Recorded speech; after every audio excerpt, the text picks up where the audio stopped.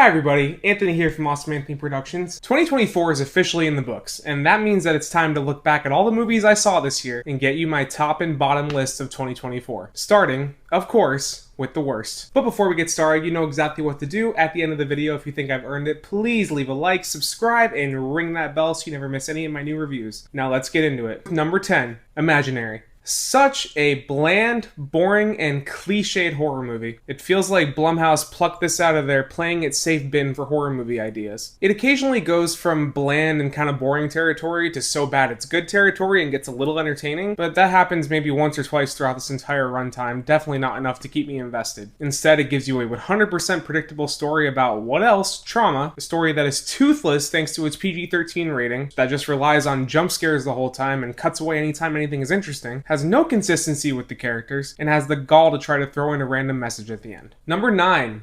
The Exorcism. I can hardly remember anything from this movie outside of a puffy Russell Crowe just stumbling around drunk the whole time. This movie is just so boring. And outside of one or two interesting moments of violence and the occasional appearance from Sam Worthington, who I always want to see more of, there is absolutely nothing in this generic jump scare filled possession movie with a message on dependency and family that sticks out to make it interesting or even a little good. Number 8. Kraven the Hunter. Better than Morbius and Madam Web, this still doesn't mean that Kraven the Hunter gets off scot-free. Even if the cast is alright and Aaron Taylor Johnson carries the movie, the story is boring, predictable, and borderline nonsensical. The visuals are embarrassingly bad. Not as bad as The Flash, but pretty damn close. The R rating adds absolutely nothing, and the movie is more boring than not. I'm so happy that this killed Sony's Spider-Man universe. It is time to sell those rights back to Marvel. Number 7. Night Swim. The first bad horror movie of 2024 emerges as one of the worst pretty much an entire year later. In case you haven't seen a pattern yet with a lot of my complaints on this list, Night Swim is cliched, bland, and oh so boring. The scares are pretty much all jump scares, and whenever something interesting does occur, the movie cuts away from it, all ending in a typical horror movie climax and ending that you can call from the first 15 minutes if you're paying attention. Not to mention that the reason for why this pool is evil is completely laughable. This really is a shame because I was actually into the relationship between the two main characters here, with the husband being played by Wyatt Russell, who I think is a fantastic actor. They have an actual arc that's present for the first half of the film, but then just gets completely thrown away for generic horror schlock. Number 6.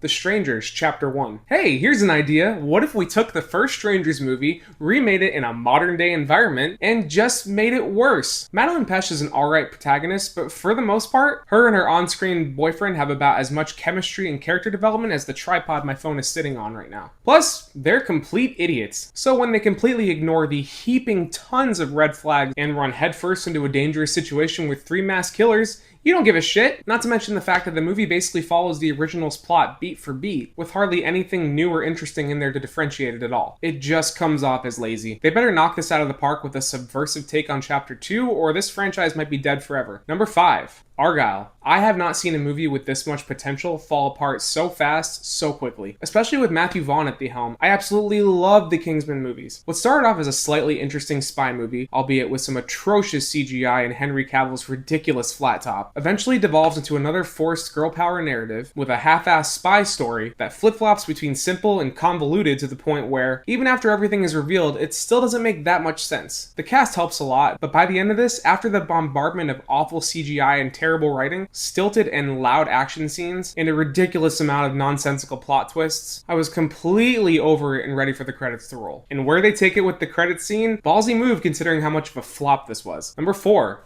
Borderlands. From the second that Lionsgate brought in David Leitch to reshoot some of Eli Roth's work on this movie, Borderlands was totally screwed. This movie feels like a complete mess of mismatched and warring ideas, a movie fighting with itself about whether it wants to be a generic, just family-friendly enough PG-13 action comedy, or a darkly comedic, cynical, and violent love letter to the games. So instead of either of those, we get something that's firmly planted in the middle, that doesn't care enough about either side, and the experience that comes from that just ends up being boring, forgettable, juvenile, unfunny, filled with awful CGI, and aligns with the source material and visuals in name only. I like Jack Black as Claptrap though. Number 3. Speaking of crapping all over the source material, The Crow. What a mess. Bill Skarsgård is a great actor and does his best to bring some life to this movie, and the action is kind of fun, very brutal and gory, which I'm into, but it's not enough to save this movie from heaps of edgy melodrama, unlikable and totally underdeveloped characters, a story and villain with absolutely zero development that hardly makes any sense, and a total loss of all of the charm that was present in the 90s movie. And yes, I know it's technically another adaptation of the graphic novel, but they really just nailed it with the 90s movie and nothing has ever come close. Number 2.